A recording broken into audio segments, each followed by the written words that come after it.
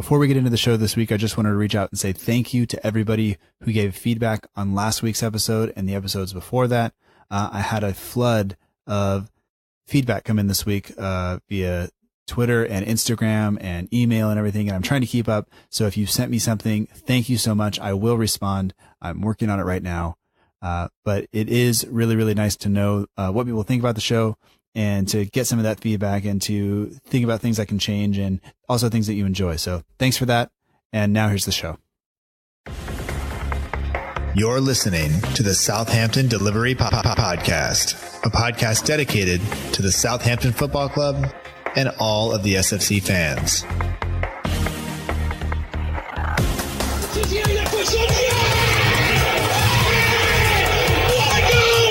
I'm really happy to be here. It's a pleasure for me. Fonte with a scooping header.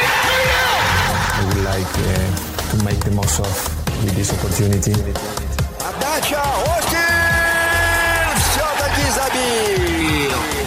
It's infield to Mane, 25 yards out. Lovely ball for Bella. Onside, 1-0. Buffon shot. Oh my word. He ran around a bit, but Bambi on ice. Really very, very embarrassing to watch. And now, your host, Matt Markstone. Hello and welcome to another episode of the Southampton Delivery Podcast, a podcast dedicated to the Southampton Football Club and all of the SFC fans. My name is Matt Markstone. I'm the host of the show, and no matter where you are, no matter how you may be listening, thank you for making the show part of your day. I hope that you enjoy it. And I hope that you know that every time you come to this show that I promise to give you 100% effort the entire episode. I will not take a break and then not show back up. I will always give you that 100% effort. And I think that most of you can appreciate that. And I know I sure appreciate that in all the things that I do. I like it when my students give 100% effort. I like it when the teams I support give 100% effort. And I like it when they do that the entire time that they are playing or with me. And if you haven't really figured out what I'm talking about, okay, everybody's figured out what I'm talking about. But after a decent first half, even though we were down 2-0, our performance yesterday was flat in the second half. And that is all the momentum that we have kind of sucked out of us. And it may be detrimental going forward, but we will see. This week, I talk with Lucy Highnett. You probably know her from Twitter, but if not, she's at Lucy Highnett. We'll get to my interview with Lucy in just a minute, but I wanted to take this time to remind you that this podcast is brought to you in partnership with the Saints Report. For all your Saints FC news and needs, be sure to visit the Saints Report on Twitter, Instagram, and Facebook. We've put links in the show notes to make it easy. They do a great job of helping promote the podcast and also of sharing news and tips and things like that about the club. So look forward to you visiting and enjoying their feed if you do not do so already. And I also want to thank everybody for listening and say that the show made Radio Public's indie shows to watch list last week, which is kind of cool. It's that's never happened to me before, but I got an email from them that said, hey, you've made the list, you're on the list. And so that means that when people go there and they look for indie shows, it shows up at the top in one of the nice little slider things they have. So if you listen there, thank you. If you don't know that, if this is your first episode, welcome, and I hope that you enjoy it. But we have more important things to discuss. So let's go ahead and jump to my interview with Lucy Highnett about LFC and our loss and the manner of the loss and what it means going forward. And I'll talk to you on the other end of the interview.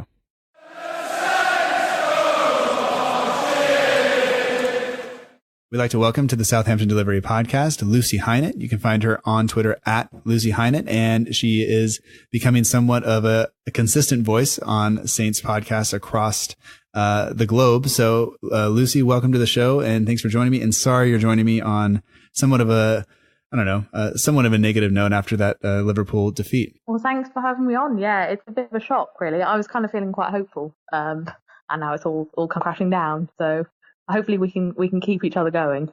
Yeah, it'll be okay. And it's I don't know. I think all of us were kind of swept up in a little bit of the momentum we had, and I think really if you look at the statistics and stuff, maybe it wasn't as great as we were hoping, but there were signs there that we were improving. And then today, especially the second half, I thought just didn't look that way at all. But we'll get to that. But just a little bit about you and kind of your history with the team. You now live in Sheffield, is that correct? That's correct, yeah. I've lived here for 7 years, 7.5 years. Okay. So did you grow up down in Southampton or somewhere on the South Coast near the club, or how did you become a fan of Southampton? So I lived in Sussex, so not far away until I was about 8 or 9. And then my parents moved to Southampton, and my dad decided that it was time that he got the family kind of into football, because he's always been a football fan. Although he kind of like drifts between several teams, so I'm not really sure how that works. We finally stopped the drift now though, so that's all right. So he took me when I was 9ish to the Dell. And since then, yeah, I've been supporting them. Then he took my brother not long after, because he's 5 years younger than me. And it's kind of become like a family thing now. None of us live in Southampton anymore, so we all enjoy away trips mainly now. We do try to get to the home games ever so often, but traffic and stuff makes it quite difficult. So we tend to stick to away games. So that's kind of changed how I engage with the Saints. But it's good fun, yeah. Well, I mean, over the last year and a half or so, I think the home matches have been the ones that you want to avoid. So maybe it's good that you only get to see the away performances. But so like, will all of you guys try to meet at an away match? You just pick one and try to go to it. Is that what you guys try to do? Yeah, so pretty much we look for something that all fits with all our schedules and diaries and things. And then I also drag my husband as well. He's a Newcastle fan. So it's a good day for him today. Yeah. But he tends to get dragged along too, because the more the merrier. And so, for example, West Brom last week, we all went. We met at my parents' house in Nottingham, and then we all went together in the car and had a good day. And then it didn't really go so well today, so oh well. Yeah. So do you have a particular away day in the past couple of years that has really stood out to you as one you would recommend for maybe a Saints fan who hasn't had an away day, like a place you would maybe recommend? We lost to Burnley last season, but I thought Burnley was really good, like a proper old stadium. And we sat down and I said to my husband, these feel weird, these seats. And we realised they were old seats that are all painted, not plastic seats like usually used to in these modern stadiums. And it was a really good atmosphere and a proper traditional English ground, which when you're used to going to St Mary's in the kind of modern stadia that are typical in the Premier League, it's pretty cool to go there. So even though it wasn't a great result and we lost 1-0 to a Joe Barton free kick, it was a really good one. So we're going to go in a few weeks' time when we play them, because we're quite looking forward to that, hoping that maybe we can get something. Yeah, I hope. I don't know. We'll see. I don't know if it's going to matter about how next week goes and see if there's any momentum or not. It just seems like we don't do that. Momentum doesn't mean anything to us. So we'll see. Every time it looks like something, it doesn't happen, does it? Yeah. We are going to be over in the UK the end of March and the beginning of April. So we're going to have the opportunity, hopefully, to see West Ham. And then depending on if we play Arsenal on Saturday or Sunday, we'll be able to see that match as well. So, but I guess there you're really looking at a modern stadium. So no wood seats for me. No. Probably cushioned seats. Yeah. It'll be good. My son is super excited about Arsenal Stadium. Maybe it's because he's 12 and he likes guns, but who knows? But so you mentioned you've been living in Sheffield for a number of years now. Is that where you did your undergraduate degree, or how did you? And I'm working towards questions to ask you a little bit about your PhD before we talk about the football, because it's interesting to me and hopefully to some of the listeners as well. So yeah, I did my undergrad in Sheffield. My parents moved to Nottingham the year before, and I moved up with them. So it made more sense to go to Northern University rather than stay down south, even though I had a place at Southampton. So I went to Sheffield and have really enjoyed it here. My husband, who actually did his undergrad in Southampton, he was the year ahead of me. So after my first 2 years in Sheffield, he came and lived with me in Sheffield for my third year, so my third undergrad year. So I haven't really, a lot of people say to me, what's it like being in a kind of studying situation and being married, because that's fairly unusual for someone my age. But I haven't really known much different, really, being in a long-term relationship with someone, living with someone while studying. Yeah, that was it's been really enjoyable. Sorry, I didn't mean to interrupt you. That was going to be one of my questions is what is that situation like? But you kind of explained it there, because I can't imagine now I have children and I'm married, and I did all that stuff before I ever got married. And I was 8 hours away when my wife and I were dating, even when I was finishing my degree. So I don't think there's any chance that I could have done it in the situation that you're in. I don't think I could have pulled it off. I just am not that focused. So it's kudos to you and your husband who can make that work. And you mentioned earlier that he's a school teacher. What subject and what grade level? So he's 11 to 16-year-olds, geography. So like the other humanities. So that's a bit of friction really, because we all know that geography is only colour in really. So, you know, that's how it is. But yeah, no, he really enjoys it. He's been trying to persuade me to like change to teaching now, but I don't think that's going to happen. And like when he first moved, he wasn't teaching, so that's been quite a big change in terms of like the demands on teachers and stuff. And we, you know, that's something we've had to adapt to. Yeah. But he really enjoys it. And what are your plans to do once you're done with this? Once you're done with your PhD? Yeah, that was originally I was really keen on becoming a uni lecturer and like properly embracing academia, but I've become quite disillusioned with it as I've kind of gone through my PhD. So my next plans are kind of a little bit in flux. I don't really know what I'm doing at the moment. I'm looking for jobs, but I'm not really clear on what jobs I'm looking for. So it's all a bit undetermined at the moment. But trying to keep positive. Yeah, absolutely. And I think that's probably normal. I mean, you've been in this situation where you're studying something for so long that it's the idea of transferring that to something else, it's got to be difficult. My intention was always to become a teacher, and I don't know what I would have done had that not worked out, but I was really fortunate to know what I wanted to do and get the job that I wanted. And now I'm here. Has doing your PhD with all the research and stuff, has it changed or affected the way that you've been able to, watch the football? Has it like made you watch it less or maybe changed the way you looked at it at all? Actually, I think I probably watch more football, just because I tend to spend a lot of time like by a laptop or at a computer, like in the house, and I'm finally in a position where I can afford like a sports package on the telly and stuff. So like I probably stay in and watch a lot more football than I used to. Like when I was younger and I couldn't really, afford football that much and had lots of other distractions and things and had lots to do. So yeah, now life's become quite like office centered. I probably watch more football than I did, and I don't know. I think some of the like analysis and like the way you approach things probably comes through a bit more. I don't know. But yeah, I probably watch more football than I've ever done really. I can say that since I've started the podcast, I watch less because I used to just watch. In the US, we get every game, every Premier League game, and so I would just binge watch, everything. Kids are asleep, watch a game, and so now it's like I can watch when we play on Sunday. I watch a ton on Saturday because it doesn't matter, I can just watch whatever game I want.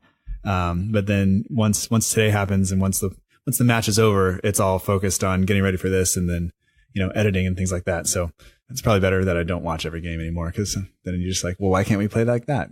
Like today I got to watch Newcastle and Huddersfield play, and I'm like, well, they both did what they needed to do to get some points, and we didn't. So anyway.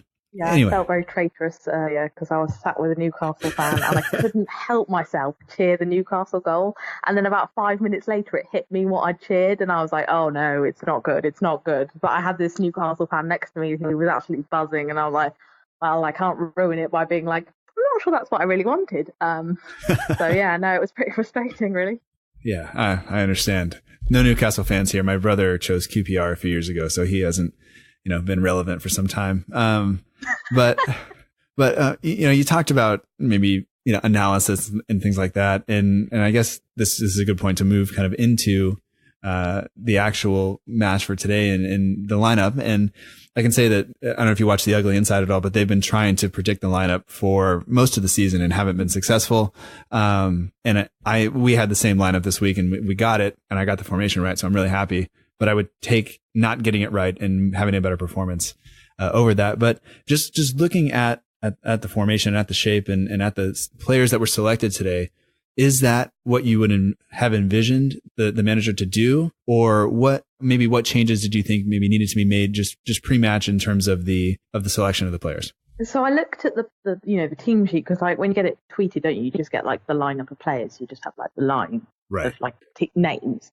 And I thought that looked pretty much what I wanted in terms of having like a strong midfield, so substituting like a creative player for Højbjerg and having like a kind of core, or like a strong core to midfield that would like match Liverpool up for shape, because they play that 4-3-3 most of the time, don't they? Mm-hmm. So like I was thinking that was quite good. I was quite encouraged by it. I'd have probably played Boufal over Tadic, just because I felt like we might need something to kind of challenge their fullbacks and give them something to think about a bit. But I could understand why he'd gone for Tadic, given that Tadic is generally pretty good from like wide areas and is better at holding the ball up, and is probably like the safer option for terms of like holding up play and stuff. Right. But yeah, I was generally encouraged and thought like it's not quite as attacking I'd have gone, but there were reasons for it. And then when I actually watched them in play, like pretty early on, it wasn't the 4-3-3 I thought it was. It was 4-5-1 or 4-4-1-1. It was Højbjerg very high up the pitch, and then Ward-Prowse and Tadic quite like restrained with where they were moving. And I don't think that was the way to get the most out of that team sheet, if you see what I mean. Yeah, no, I definitely agree. And like you said, with Ward-Prowse and Tadic both being kind of good in wide areas, and Tadic being, I think, a little bit stronger than Boufal. Like you said, he's not going to beat anybody one-on-one down the line. He's not going to break quickly. And it was pretty clear that, I guess from the way we set up, that we were planning on having at least an even share of possession, because that wasn't a team that was ever going to beat anybody on the break. It looked like we were trying to win the ball in midfield and kind of keep control of the game. But it quickly broke down when Hoot made that mistake. But I don't know. I was okay kind of with the team sheet. I saw a lot of people were upset with the Tadic selection. But like you said, once the game was kind of going, the shape really didn't help us out at all. I thought that it should have been like, I don't know. Maybe the crash is happening earlier than normal. No, I know what you mean. It was kind of like, it could have worked, but I think Højbjerg needed to be in a deeper position, and I think Tadic and Ward-Prowse just needed a bit more freedom to go forward, whereas it felt to me like it was Carrillo on his own up front, and then we were just going to shove Højbjerg up to support him occasionally, whereas what I think it needed was a bit more aggression on the flanks, so that when you put a ball in from two guys that are great at delivering the ball in Ward-Prowse and Tadic, that you'd have Carrillo in the middle and you'd have people running off him, like, and Højbjerg and Lamina making late runs maybe, but it didn't materialise anything close to that. And so I think that was a disappointment rather than the team sheet itself. Yeah, absolutely. And it's always difficult to know whether that's the game plan or whether that's just how the players reacted to what they were seeing. But I don't think very many of us are giving the manager the benefit of the doubt at this point. So, it's probably going to go down to the game plan. And I don't know, early on, the first 5 minutes kind of frantic. Liverpool were kind of pressing and eventually we won the corner. We swing it in, and it seemed like from there, that's how they kind of broke quickly. And that was it. And that was, we're 1-0 down. And from there, I don't know. When you look at the reaction that the players had to that first goal, and I don't know if you want to talk about Hoot's mistake or we just want to let it go because it's a mistake. And it seems to be what our center backs do is they make a mistake and they make a mistake that leads to a goal. And then, we try to make up for it the rest of the match. But it seemed like after that, at least until they scored that second, that we were kind of on top. We were in the match and in the game, and it looked fine to me. But what did you notice at least about that portion of the game from the time they scored until halftime? Yeah, I think like we reacted well, as you said, like the first 5 minutes until the goal, and arguably the good 5 minutes afterwards. It was all a bit frenetic. It was kind of, they're pressing us, and we're a bit panicked by this, but we want to show aggression and energy. We want to show that we're up for it. So we're just going to kind of fizz the ball around a lot. And there was a kind of rapid exchange of possession, and it was all a bit all over the place. And that wasn't really what we needed. And they kind of knuckled down and got on with it, and dominated possession as we expected. That's what they thought they would do given the lineup. But I just, for all the possession and it looked really comfortable. And I had my Liverpool brother-in-law messaging me being like, I don't understand how you're in the relegation zone. You look really good, blah, blah, blah, blah, blah. There wasn't really that much kind of threat. Like Carrillo had that decent header, but like it was quite a difficult chance. And Ward-Prowse had a couple of headers, I think, but like he's not really the guy you want on the end of a header anyway. And I just felt like it was good, but I didn't feel at any point that we were going to score. Like there were half chances at best, and we didn't really kind of threaten them.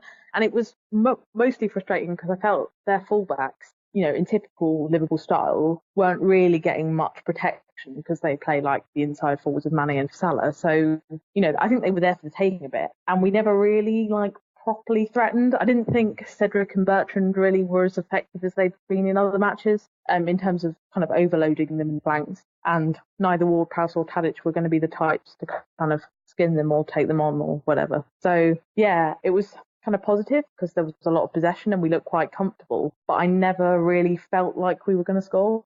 Yeah, I agree with that. And I think that if you look at the way Liverpool played generally, they really don't play a true holding midfielder. They expect their defenders, similar, I guess, to Man City, they expect their defenders to defend one-on-one and hold their own. And sometimes that's what leads to their mistakes when they get caught out if they make a mistake, because there is no protection for them. But maybe it was the threat of Mane and Salah going forward that were keeping Bertrand and Cedric from really doing their job on the other end. But I don't know. I that's when you look at the lineup and you look at who we have on the flanks, and their fullbacks know, like, neither of these guys are going to run by us. It's going to take 2 or 3 passes for them to get through us, and we don't have to worry. Like, they didn't have to worry about a ball over the top at all. Right. And for the most part, Van Dijk and Matip looked relatively comfortable. Their fullbacks were getting forward a lot more than ours were. And I think that kind of sums up, what happened. Even though we were creating some of those half chances, it just didn't really ever look like we were going to score. I think the closest we got was that, maybe that Højbjerg strike when he set up, but even that angle was super tight. And it was a nice ball from Romeu, but that if that's the best you got, then and he kind we're in of trouble. side-footed it, didn't he? When he got there, he was like, I don't do these. Oh no, I don't know what to do. Oh, I'll just side foot that. Like, he looked kind of intimidated by the scenario, and it kind of magnified the kind of virtual insanity of having Højbjerg as your number 10, because he doesn't really like shooting and he doesn't really like taking players on. He's a solid number 8, not 10, and he looked uncomfortable, I thought. And for all of like his ability to kind of press and harry and get in people's faces, because they don't play, as you said, of like a traditional holding midfield, there's no one really to press in the same way that, he tried to get in Dembele's face against Spurs. There isn't that same presence. There isn't the same kind of point to it, I don't think. It didn't seem to block out any threat, really, that idea. And all it did was make us a bit more blunt, I think. Yeah. And I don't know, when I look at Højbjerg and Lamina, I think that they're very similar. I think they are almost identical in terms of skill set and what they set out to do when they're on the pitch. And I worry sometimes about playing all 3 of our midfielders of Romeu, Højbjerg, and Lamina at the same time, because I don't feel like there's enough kind of variety there in terms of what they do when they're on the pitch. I don't want to say none of them are they aren't creative, but I think they're more built on pressing and on strength and winning the ball back than they are about really creating opportunities for our forward players to move and that kind of thing. So I don't know. I always am reluctant to see all 3 of them out there unless we're going to play like a 3-5-2. And then I think that's the situation where you have them, play all 3 of them play. But, today, like we said, today wasn't kind of how we set out. We just set out with all 3 of them. And that means either Lamina or Højbjerg has to push forward. And it just it didn't quite work. I think it could have worked if we'd kind of like gone for, I don't know, like Boufal or Redmond or Long, even in the wide area, like proper attacking winger types. Whereas I always think Tadic and Ward-Prowse are quite conservative in their role, which is good for going backwards. But if you're going to play those 3 midfielders, you probably don't need that as much. And I think it probably sums up how conservative he's been in terms of like his approach to lining up a team. That even when you have a lineup you think's okay, you're not putting the right people in the right places for me, I don't think. Yeah, no, I agree. It is very emblematic of how he views the team. And it's probably why, granted, Ward-Prowse has been, I would say, amazing lately. But given the way that he plays in the kind of conservative nature and Tadic as well, I think that's what gets them into Pellegrino's team week in, week out, is that's what he wants out of those wide players, or it seems that way anyway. And therefore we're going to continue to kind of play in this manner. And it is frustrating for fans who watch week in and week out when it doesn't come off. When it comes off and we win 3-2 or whatever, it looks great. But when we get done 2-0 at home and don't really create any chances, then people are upset. And I think I think it's valid. Absolutely. I totally agree. Was there, so we kind of, said middle of the first half, after their goal and before their second, it looked okay. It looked like we would, if we kept on playing like that, I think people would have been okay. If we lost 1-0, we would have, there were, half chances here and there, and we're playing a top 3 team or a top 4 team, whatever it is. But then, when we're playing that defensive and we have the midfielders we have, and then Salah is able to kind of sit between the line of defense and midfield and receive that pass. that's frustrating. When he creates that chance for the second goal. And granted, Firmino, I don't know. I don't even know how you practice that or think about that or do that. I'm not that creative in anything, but, the ball that he played back to Salah was beautiful. And then, they're up 2-0. And I think that at that point, like all the momentum was gone from us. I think for all of our criticisms of us defensively, and I still don't think that was the best bit of defending I've seen, you have to accept that Liverpool are incredibly ruthless. And they were incredibly ruthless in that game. And Salah and Firmino have done that to many a team in terms of that kind of psychic link-up play where I don't even know where it comes from. And they rip a defence apart. But I still think Hoot follows Salah into that situation and has literally no idea how he's going to get back again.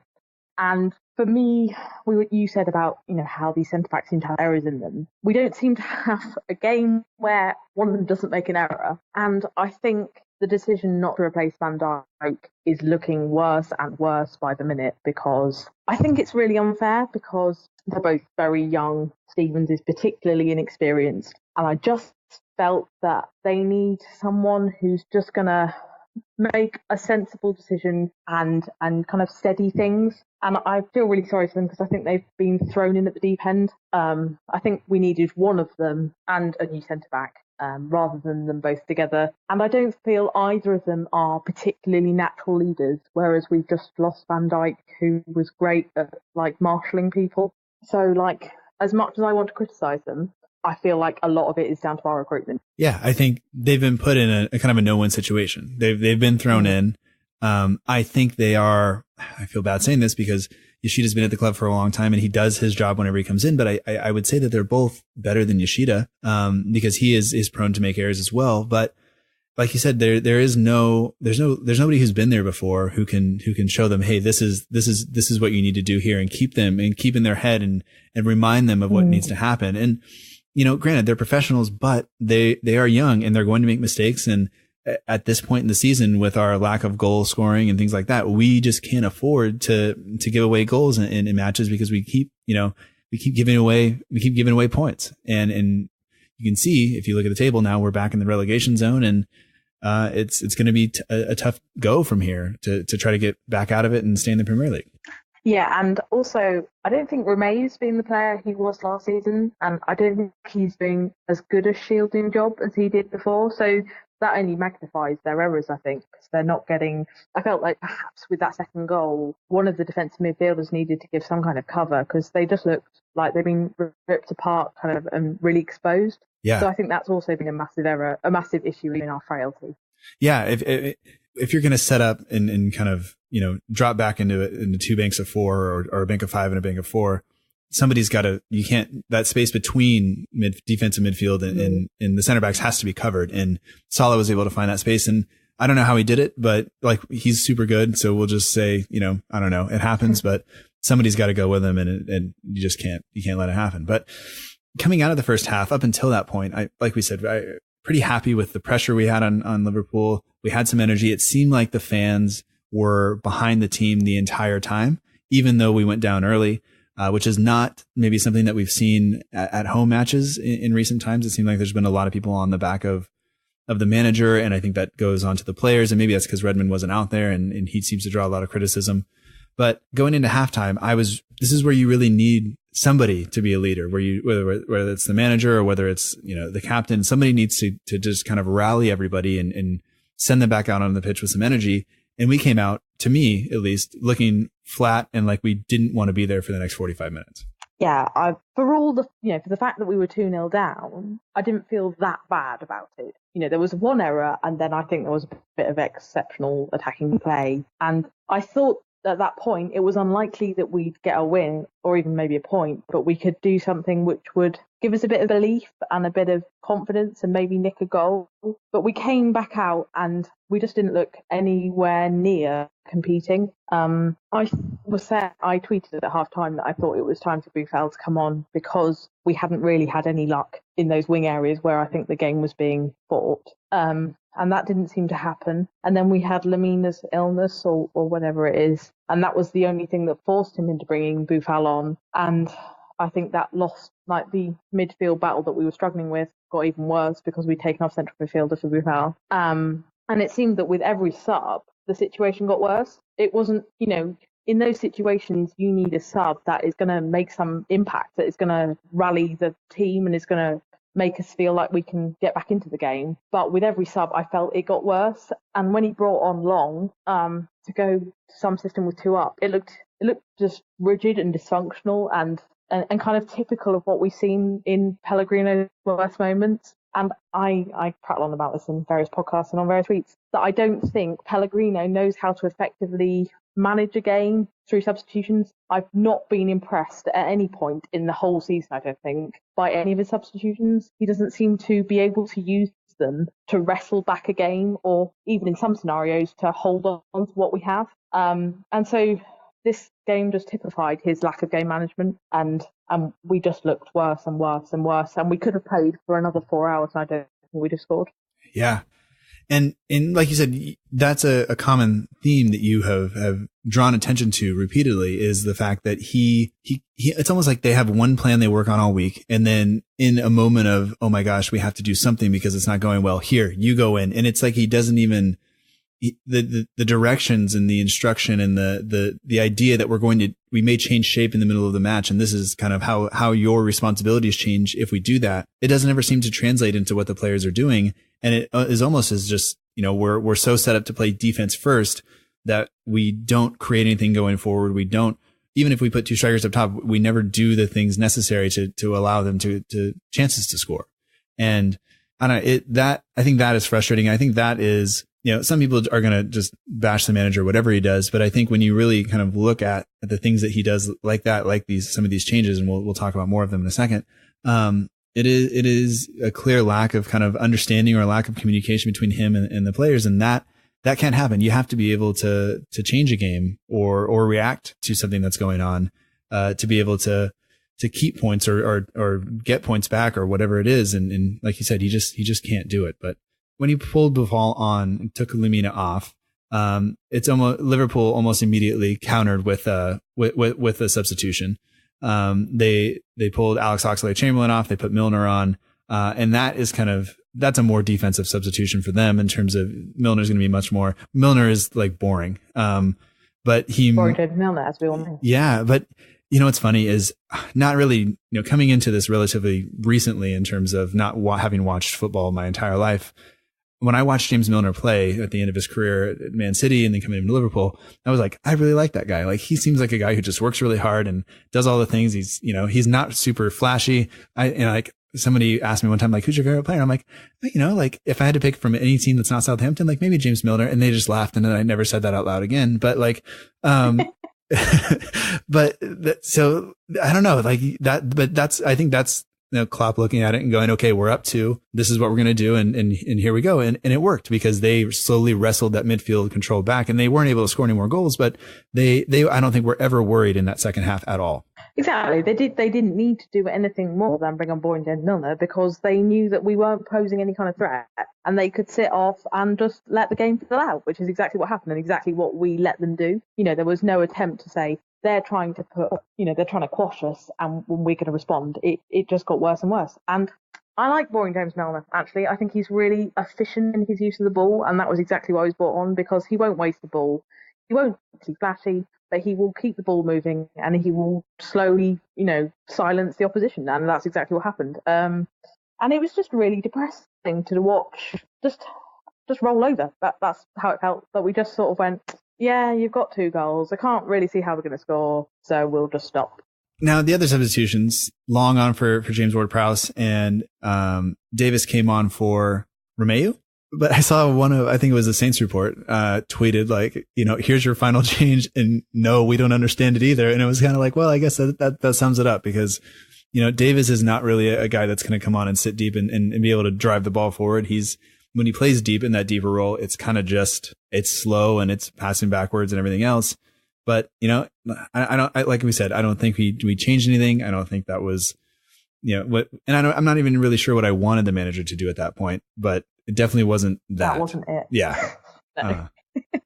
I felt quite sorry for Redmond, actually. I felt like for all of his dire form and the mistakes he's made, etc., he actually could have offered something, whereas I didn't ever understand what Davis was going to do. And for as much as I love Stephen Davis and think he's been a great servant to the club, and in previous years, has guided us to some important results, I just feel like maybe his time's done.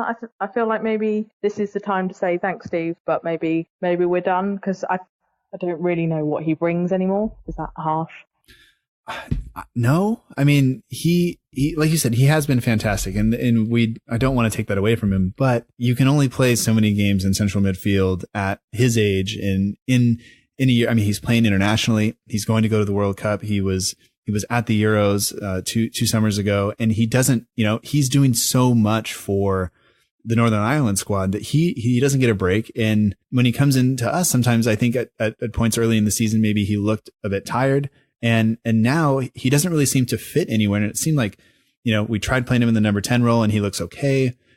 We tried sitting him next to Romeu because we want him. I think we wanted to be in the team because we didn't have a captain. I think that's part of it too, is the lack of leadership on the field. Maybe that is what he brings, but I'm not sure that that's enough now. I think we need something more from people. Yeah, and I'm not sure he's the right kind of leader for the scenario we're now in. I think he's great at encouraging players and kind of gently kind of coaxing them. But I feel now we've got into this very dire situation, you need someone that is going to, properly shake people and say, what are you doing? And where are we going? And, kind of fire people up. And as much as I think he is a leader, I don't think he's that style of leader. And that's kind of more what Van Dijk would have done, I think.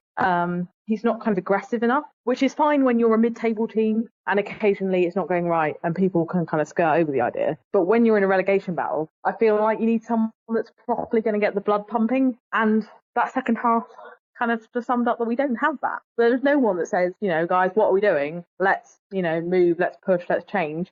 And you were talking about the fact the players look completely confused when we change shape or the opposition change shape. There's no one saying, you go over there and you stand over there, because and they look completely directionless and lacking in leadership. And I don't think that particularly changes when Davis comes on.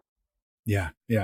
All right. Well, coming into this match and kind of before this, I was kind of under the impression that we were starting to move forward. And I think just from our conversation before, I think you were under that impression as well. What do you think coming out of this? Is there anything that we can take from this, or is it going to come back to haunt us next week in the FA Cup and then, the next week at Burnley, or how do you see this affecting the team moving forward? I think we're back to square one. It has felt at times this season that we make one step forward and then it's two steps back.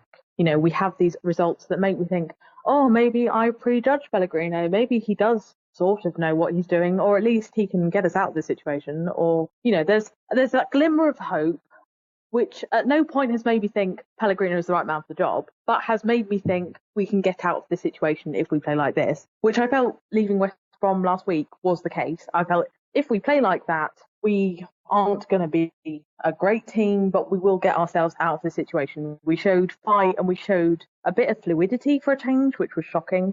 But we showed enough. And now I feel like we've just gone backwards again. And it was like when we beat Everton earlier in the season, I had this brief moment of, things aren't going to be that bad. We'll keep pushing this direction and it'll be fine. And it's just never materialised. There's been these false dawns and we then go back to square one again. And somehow the manager hangs on to his job. So I'm not really clear on why that happens. But no, I think a lot of what we had is undone. And how important momentum can be at this stage of the season in our scenario. You need a bit of belief and a bit of fight and something to build on, which Newcastle might have now and Huddersfield might have now, but we certainly don't have. Right. I don't know. I'm worried moving forward. And I think a lot of people are, and I think a lot of people have been worried most of the year just looking at Pellegrino, but I've been keeping track of a table that nobody wants to look at, and I keep getting made fun of for posting spreadsheets on Twitter. But if you look at the sheet that I post almost every match week, we are by far, in terms of the money we spend, the most underachieving side in the Premier League, and it's only going to get worse. And all the teams that are directly above us in that have gotten rid of their manager, and lots of them did it early, and most of them have improved their situation since they made the switch. And at this point, do you think that I kind of think we waited too long, but do you think at this point we can make a managerial change and have it do us some good, or do you think it's possibly too late? And this kind of is building off of one of the questions that came in from AJ Reardon, who's at Fred Lazaro on Twitter. I don't think it's too late, no, because invariably, and I think you've seen that with Swansea, is that you get this like new manager like bump, like boost, but like even if he doesn't actually do a great job, there's this kind of reinvigoration, this kind of new belief, this fresh optimism.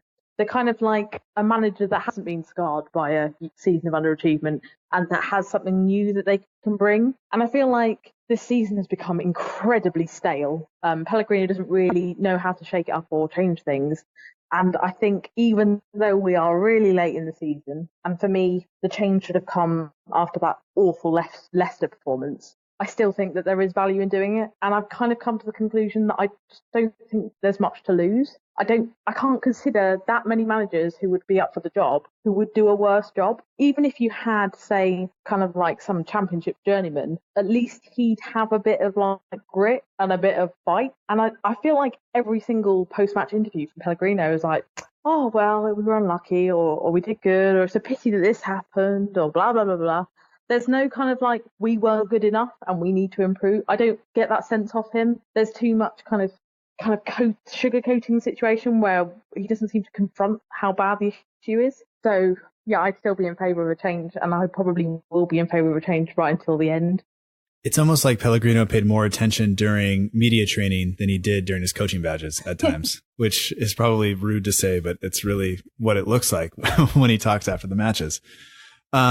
Ben Lacey, who's at Ben Lacey 3 on Twitter, says today was always going to be tough. I'm not sure any of us came into today expecting 3 points, but the next 5 league games are really what matter. How many points do you think we will get from them?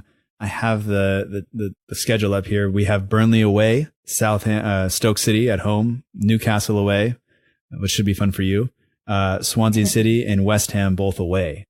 So those are kind of 5, and those are, other than Burnley, those are teams that are circling around us. But out of those 15, what do you see us getting from those? I don't know actually. I don't see us getting anything from Burnley away. Just because we didn't seem to have any idea, like when they switched to 4-4-2 when they played us at St Mary's, we didn't seem to know how to respond. And we know that is kind of Dyche's kind of fullback option. Like he will always go to 4-4-2 if things are bad. Mm-hmm. And I think Burnley's a really tough place to go. And despite the fact that their like expected goals seems completely like unsustainable, they still somehow get results. Like, right. They don't seem to create much, but they seem to grind something out. So I'd be surprised if we got anything there. We might get a point, like maybe, but I'm not feeling too optimistic about that. Stoke, I think we have to get 3 points. But do I think we will? I'm just going to say we will, because I don't think I'm feeling optimistic about the ones. Newcastle away, probably a draw, maybe. But Rafa's like really clever and really good at making his team difficult to beat. I think Newcastle are probably the only team in the league that a change wouldn't help them, because I feel that's a championship squad and Rafa is getting the best he can out of them, and he will always make them difficult to break down, and Pellegrino doesn't really seem to have answers. So as much as I think we should be targeting 3 points, I think we'll only get 1. Okay. What are we going to? We go Swansea City. Oh, right. So before Carvajal came to Swansea, I'd have said we'd have won that. I'm going to hope that their kind of boost has died out by then and that we'll get 3 points. But okay. I don't know if that's said with much conviction. You'll notice that none of these predictions are said with any conviction, because I don't really have any. Yeah. So whatever that was. And then West Ham away, which will be it'll be the first game I've ever seen live for Southampton. So hopefully that's 3 points, but I don't know. You know, they may very well have the oldest back line known ever in the Premier League at that point, but I'm not convinced that we're going to go there and do it. Yeah, and they have Arnautovic back now, don't they? Like they had an awful dip where Arnautovic and Lanzini weren't available. Arnautovic was back and scored, wasn't he? And I think Lanzini will be back by then. Mm-hmm. So their 2 best players will be back and available. So I'm going to optimistically say we'll get a point. And I think that's being optimistic. Yeah. So We got 0-3-1-3-1, 8 points. I think we would take it, but like you said, none of those you haven't. I don't think either of us can sit here and say like that's definitely that's what we're going to get. That's probably the maximum we're going to get. And yeah, that's the maximum. That was me on like massive as optimistic as I possibly can be, and I would totally take 8, but I didn't feel confident predicting any of them, to be honest. Right. God, I mean, I have no idea. I think you're probably right in terms of we'll get somewhere between 5 and 8, hopefully. And 5 it's not good enough. You need 8 points, and that bottom of the table is so congested and so tight that I'm not even worried that we're in the relegation zone right now. I'm worried that we didn't pick up a point today, and I'm worried about the manner of the performance because it doesn't look like we're going to be able to win games and get the points that we need to move up. So it's frustrating. But. And for all the fact, like that question said, that it's the next 5 that count, and we expected to draw for Liverpool. We expected to lose to Liverpool. That performance means that we did expect to lose, but that's given us nothing to build on in 5 crucial games. That's as much as I didn't expect us to win this game. That's a real problem. And you'll also notice that I've just realised that I've predicted another couple of draws, haven't I? And that really sums up our problem, that we get way too many draws, don't we? So. There, I never really realized the importance of not drawing games until a couple of seasons ago, when you looked at how many games Tottenham drew, which kind of cost them the title. They were involved in so many draws early on that it basically just kind of took them out of the title race. And I was looking at the Tottenham team from a couple of years ago going like, how are they not winning the league? And I think it was the year Leicester won maybe. But it was just that they drew, you draw a couple of games and teams around you move up and then it's done. And it's hard to get those points back because now you're relying on other teams to draw or lose in order for you to be able to make up ground. And it's, if we drew away to Chelsea, fine. If we drew away to Man City, fine. If we're, if we're drawing at home to teams like Swansea, then that's not good enough. Yeah, and I think the thing is, you get a point for a draw. You don't get 1.5 points. A draw isn't half as valuable as the win. It's less than that. I think some people think, you've shared the spoils. You've got the same as they did. Whatever. That's not much better than a defeat, is it? I mean, you have to put in 3 draws before you're getting the points for one win. Like those start to stack up really quickly. And I think if we do go down, it'll be the draws. The completely avoidable draws that will really hurt. For example, Watford, how we drew that game, I have no idea. Yeah. But those are going to be the ones that really sting, I think. Yeah. All right. So we have some questions from Instagram, and we have one that's kind of from Christian Candler, who says, do you think we're losing the Southampton way? I think that's a bit too broad. I'm not sure we have time to address that properly. So we're going to leave that for a different episode, maybe.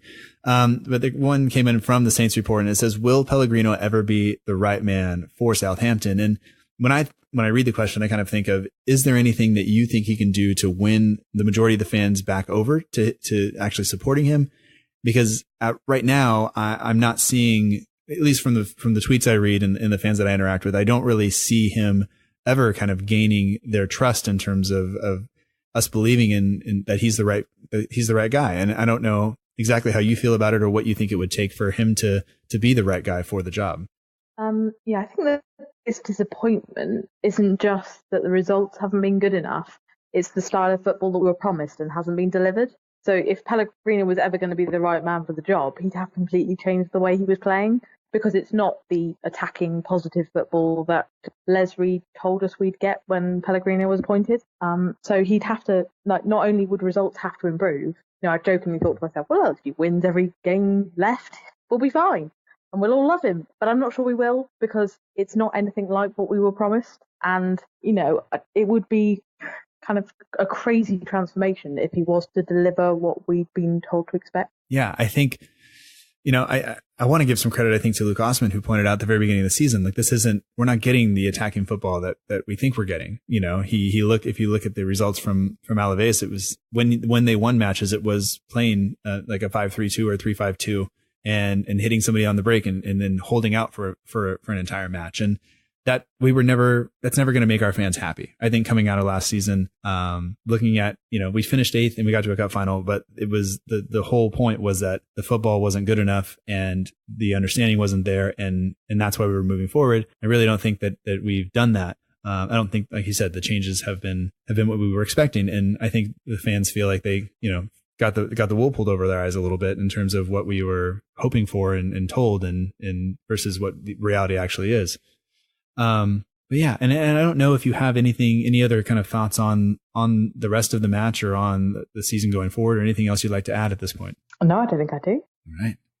I do have a couple of just questions that are not really related to the team, but I always think they're fun. I would like to know where you've heard the better structured arguments. Would it be on Twitter, random Twitter argument, or in some sort of undergraduate history survey that you've had to either oversee or sit through in your time at university? I think Twitter.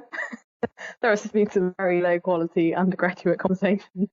So even though Twitter at times drives me insane, like, I think, you mentioned Luke Osman, and there are a few other really keen analytical Saints fans who, if you search them out, they'll give you some really good analysis. So yeah, I'm giving it to Twitter. Okay. Sorry, undergrads. All right. Oh, hey, you got to step your game up if you want to do that. And then I know you live in Sheffield, so I have to ask you, is it United or Wednesday? Which one do you prefer? Right. So I'm really close to Hillsborough. If the wind is blowing the right direction on a match day, you can hear them. So yes, definitely Hillsborough. It's definitely Wednesday. Okay. And I feel quite angry about United. I don't like them. And that makes all of their achievements and all of Wednesday's struggles this season quite difficult, really. And also in the department at uni, they're all blades, so I don't really go down very well.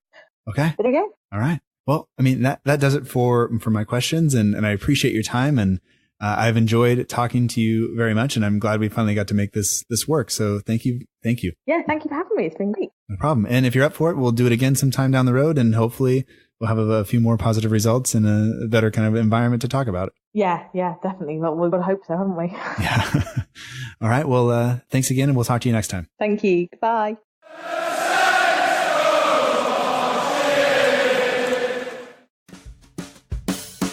And that does it for this episode of the Southampton Delivery Podcast. I hope that you enjoyed it. Thank you for listening. And special thanks to my guest, Lucy Highnett, for joining me.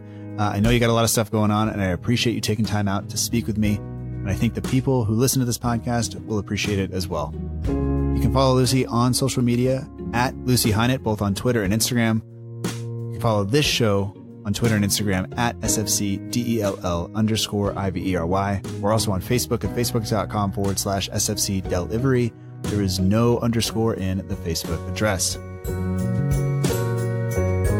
The artwork for this show is done by Matt at the We Are Southampton page on Instagram. For all your matchday edits, polls, competitions, and more, be sure to check out the We Are Southampton page on Instagram. The music for this show comes courtesy of the Free Music Archive at freemusicarchive.org. The intro song is Epic Song by Boxcat Games. And the song you're hearing now is Aim is True by Poddington Bear. There are links in the show notes if you're interested in listening or just telling the authors that you think they are awesome. As always, we will be back next week, and although Saints take on West Brom away again in the FA Cup, we will be focusing on the Southampton Women's Football Club and hoping to bring some of their good fortune and winning ways over to the men's side so that we can stay in the Premier League, because that is what we need right now. To be sure you don't miss that episode, you can subscribe via iTunes, Stitcher, Acast, Google Play, Tunein Radio, or wherever else you get your podcast, and it'll be delivered to you as soon as it's available.